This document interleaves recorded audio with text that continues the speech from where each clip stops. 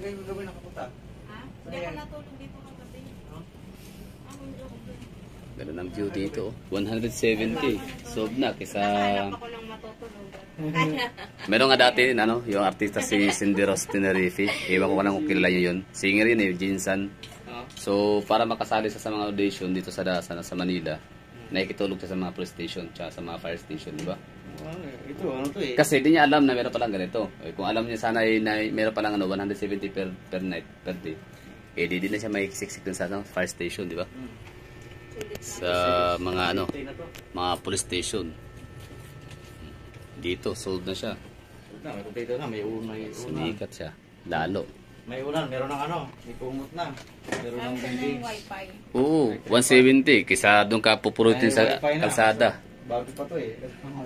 So, ang mga madalas pumunta dito yung mga taga-probinsya, naghahanap ng trabaho, tapos hindi pa natanggap, yung mga evaluation. OFW, seaman. OFW, yung tawag nito yung parang accommodation, gano'n, no?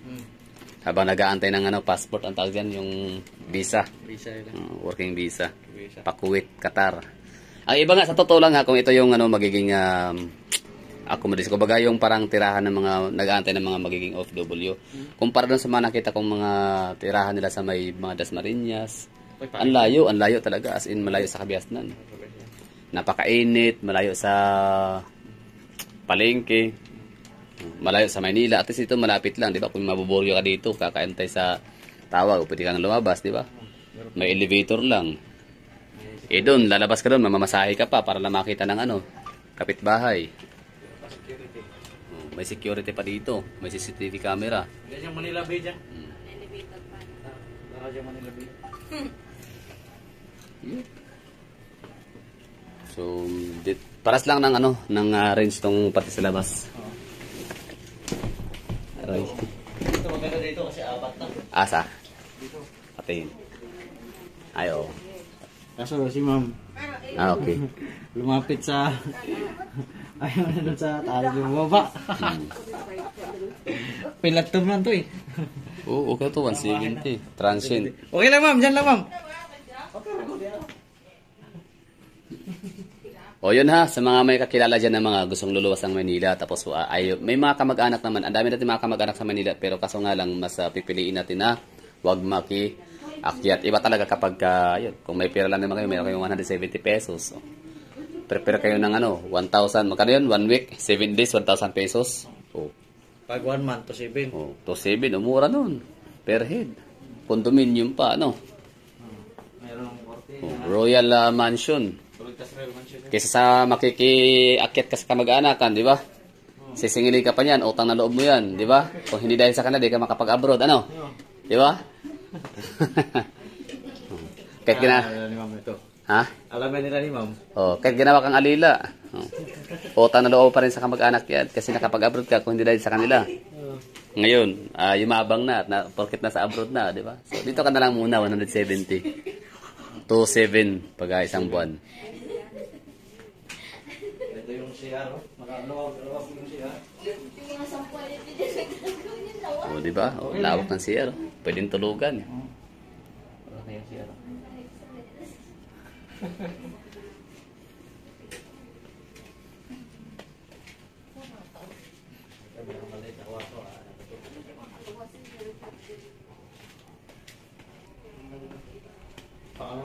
Pang-5 na to na unit ko dito.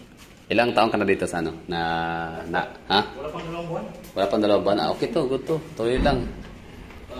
Tapos meron sila ditong meron silang in case of emergency, meron silang fire exit. Kunyari, lilindo ng malakas, so at least meron silang madadaanan. Pag burn out, pwede rin, no? Ayun, 170 pesos. Okay na yun. Kaysa sa, yun na nga, may ka sa kamag-anakan or makikitulog ka sa fire station, police station, or sa park, di ba? Lupit nun. Hirap yun. At least meron dito accommodation na nag-o-offer ng ganun. Ang main purpose talaga nito, ano pala mo, Koy? James. Ang pinaka-main purpose ni Kuya James, hindi pira-pira lang, kundi tulong ba? Tulong sa mga kabayan. Kasi siguro si Kuya James, experience mo dati, no? Wala matirhan. O, di ba? Laking probinsya tayo eh. Oh, may matirhan pero hirap makisama, di ba? Oh, talagang lunukin mo pride mo kahit ini-small ka, di ba? Minsan dito pag walang pera, pinapatulong ko ng paglinis para makalibre. Yun, pwede, oh, di ba? So baka mayroon kayong kamag-anak dyan na ay may kakilala, kaibigan na nagbabalak pumunta ng Maynila. Tapos humihingi ng tulong na baka may matirahan. So wag niyo nang i-offer sa kamag-anakan. Dito na niyo na i-offer kay Palan? James. Dormitory rental. Oh. Ito yung Bagong unit ulit. babae. Ah, okay. Ito na una. Ito.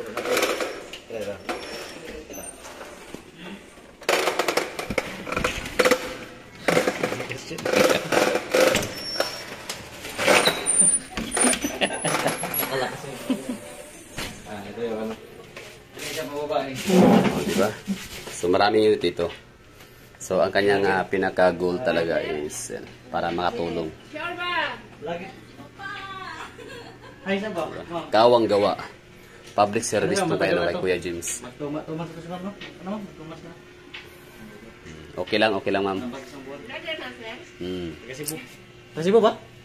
Davao. Ada po. Babang.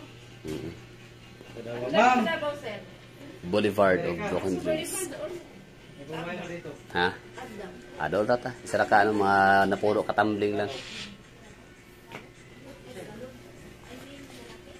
Lagi. Diba? Ang good na to ah. Lagi balag ang mga plato. 2,700. Ito Sir, apili mga plato. ito yung apata no. Basta marami no. Maraming parang every kwarto yata merong 6. Tapos ganda pa ng view. Ay, kabinet pa. Sir, ipatik ako.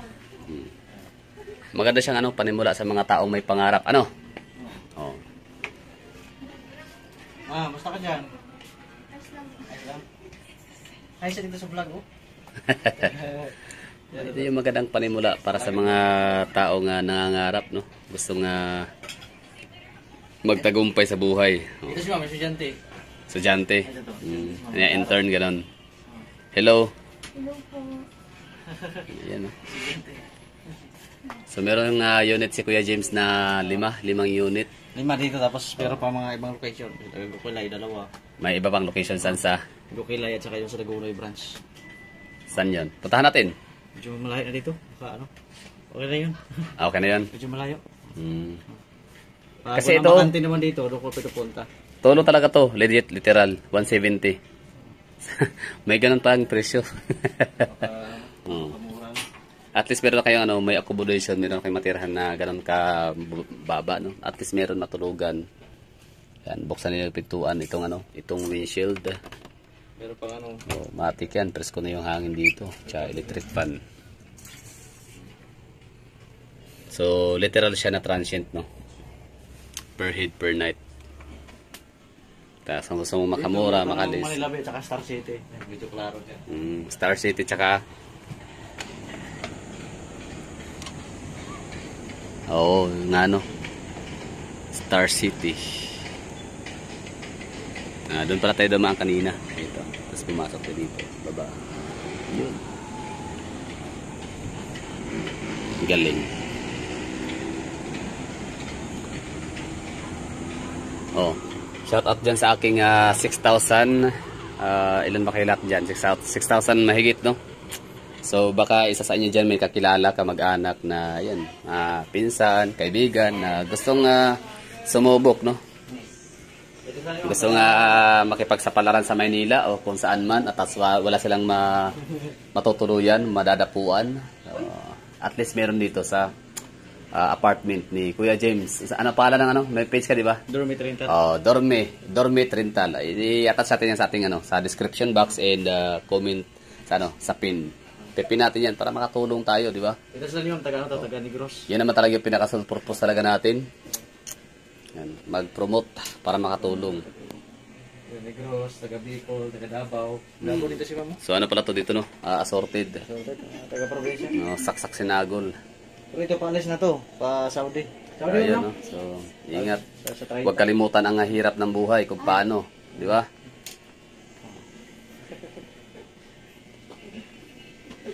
Tago si Mama Isa eh.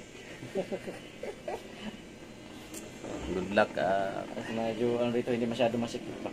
Hmm. Luwag lang. May mga cortina pa. Tapos free wifi na rin. Oo, talaga. Ay, maganda. Di ba? At least hindi sila magbuburyo, di ba? Wifi. Pwede gumulog, pwede maglaba. Curfew, wala. Walang curfew. Wala kasi 24 hours naman tayo dito. Ah. Yung, Pero syempre, bakit pa trabaho, di ba? Pangarap sa buhay ang gustong puntahan, hindi para pumunta at gumala, no? Focus. iba kasi umaga na Umaga na mo yung iba, mayroong mga training. So ulitin natin na 1,000 na 170 per head per night or per day. Tapos pag 1 week naman is 1,000 pesos lang. Pag gusto niyo 1 month, 2,700. Pag 15 days, 1,700. Oh, di ba? Mas mura. Advance lang yun, wala lang deposit. Tapos, Okay to. Magandang ideya nito. Lagyan ng parang privacy sila. partition, no? Para may privacy.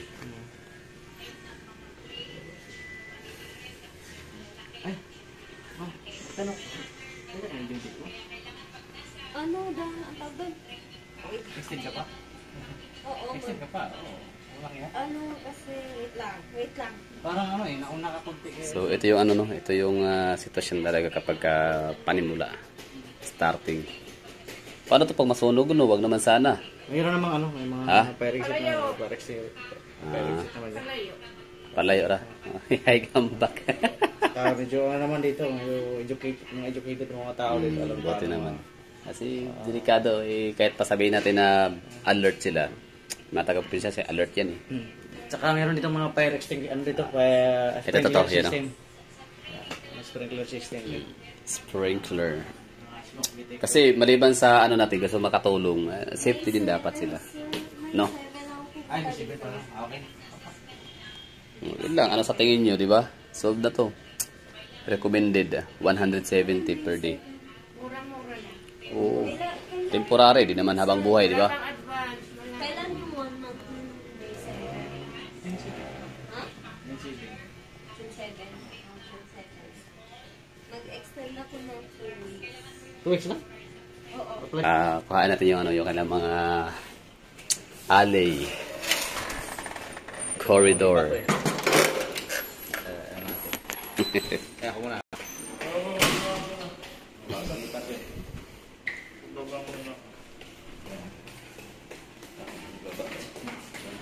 Ilang floor to dito?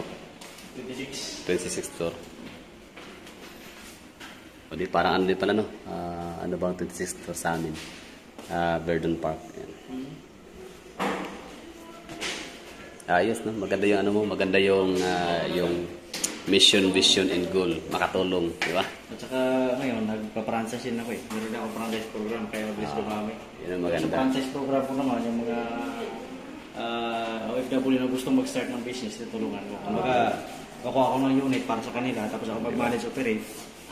Yun yung mga mindset ba na hindi pira-pira lang, di ba? Makatulong. Programa ba?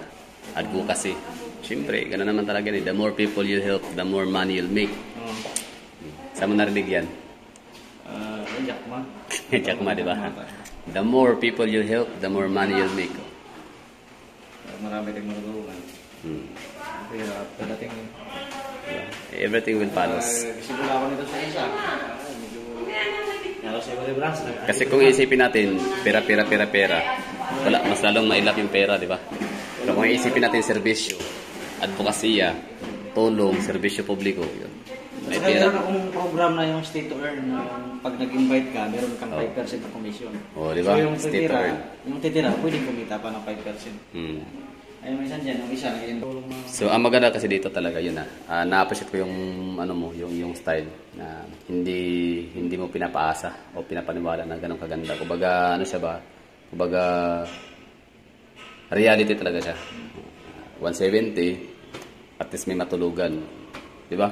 Kompleto na yun, bedsheet, bedding, scoring. Isa doon talaga sa mga nadadaanan ko one time sa may mga Dasmariñas area. Ganun mga Dasmariñas, Jamie, Cavite. Yung kanilang mga bahay na tinitira, yung walang may bubong na, tapos walang bintana, yung basta, iba. At least ito, condominium, tsaka Manila, di ba? Saka may security. Oo. Pero, yung double day ko, Tapos tanong ko sa kanila, akala ko parang human trafficking to, na parang, ano ba, dyan? Nakahiga lang sila sa ano, sa karton ba, tapos ano ba, lupa. Hindi siya simentado na bahay. O, ang ginawa niya dyan. Ano to, accommodation to ko. Okay, so napaisip ko, ito pala ito na ng accommodation. Bago mag-abroad. Ito, meron na akong nagpa-partner ako sa mga agency. Mm-mm. Ibang tao na pinapatulog na sa akin. Kasi galing sa baba. Ano yun? Galing sa baba. Okay na yun, no? 170 sa wala talaga. Saka yung location, accessible. Oh. Kaya na Meron namang 320 sa sa Dimorvi, sa may Pasay din. Kaso nga lang 12 hours lang 'yun. Ayun. Oh, saan ka naman after, di ba? After 12 hours hangga, di ba? Samantalang dito, diyan. Hilata ka lang, di ba? 170 kasi per month. So, na 'yun, oh. Maling tulong na 'yun. Pwede ka pa magluto, maglaba. Oo.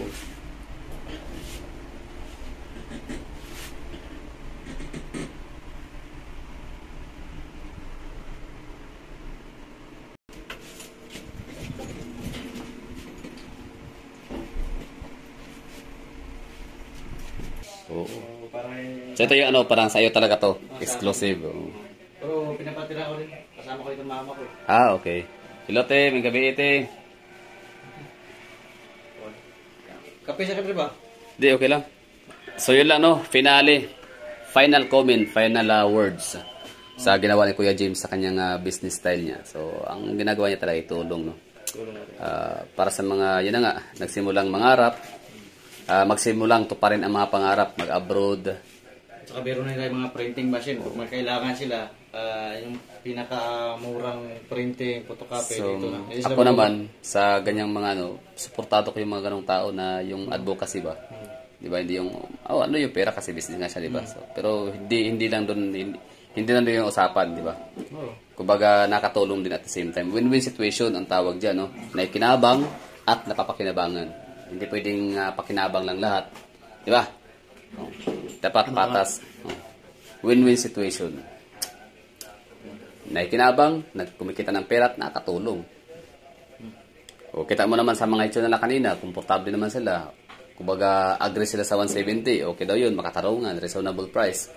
So, kayo, shout out yan sa aking 6,000 plus na subscribers. Baka meron kayong mga kakilala, kamag-anak, or mga kaibigan, no? Na nabalitaan yung may balak pumunta ng abroad. Walang matirahan sa Manila. Walang malinaw kung saan yung accommodation na maganda. So, dito na kayo kay Kuya James. Mas sigurado pa itong ligtas sila. Kasi chinecheck mo lagi, no? Chinecheck mo kung kumusta sila, okay ba sila. Ayun. Sino maganda? Talagang may malasakit ba? At saka mayroon silang commission na 5% bawat invite. May 5% pa. Kung gusto nyong kubrahin ang 5%, pwede. Kung hindi, di akin ha. Gcash. Oh, di ba? Wala, sa totoo lang, wala sa ano yun. Hindi naman talaga yun ang purpose talaga. Ang sa atin makatulong. Kung may blessings, walang problema. Di ba? Sa akin naman, Kung may blessings, okay, tanggapin. Di ba? Blessings yan eh. Compliment yan eh. Sa akin naman, purpose ko sa commission na yan. Kasi nagbabayad ako kay Facebook eh. Oh, so, ibayad ako kay Facebook, mas maganda ibigay ko na sa Pero tao. tama yun. Tuloy-tuloy yung, yung tawag nito. Sponsored boosting. Kasi nakatulong yan talaga. Ma-reach. Tama yun. Tapos, ang gawin mo dyan, engagement ba? Ano? Ganda. Okay na tuloy ito. Basta, ano siya. For the meantime, di ba? Saka yung OFW, pag bumalik sa dito, pag umuwi nila, dito pa rin yung dito sa akin. Di ba? Anong tawag dyan? Courtesy call. Di ba?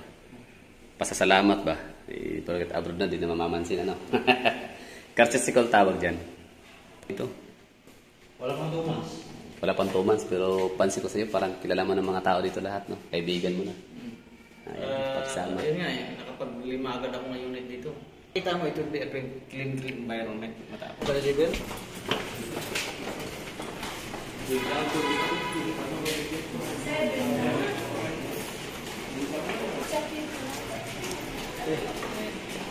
So yun.